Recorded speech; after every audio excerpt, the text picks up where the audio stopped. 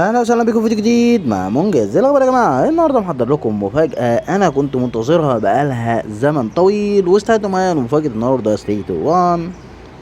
واو، ولاعة زيبو زي ما انتم شايفين، ولاعة زيبو بقى، والتصميم القديم بتاع مالبورو البارز الشيك شياكة الأنيق أناقة، حاجة كده في منتهى الشياكة والأناقة باللون الذهبي بتاعها.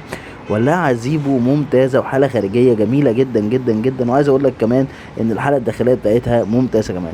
موديل من قبل الألفينات وموديل قديم زي ما احنا شايفين كده. الموديل بتاع زيبو ده الحالة الداخلية بتاعته كمان اللون الذهبي التحفة لسه زي ما هو، حاله داخليه وحاله خارجيه ممتازه. وعايز اقول لك ان الولاعه لسه وصلاني، لسه حتى ما جربتش ان انا املاها. فالولاعه زي ما احنا شايفين ممتازه ممتازه ممتازه، مفيش فيها ادنى مشكله، مفيش فيها اي حاجه ولا خربوش ولا غلطه الصراحه.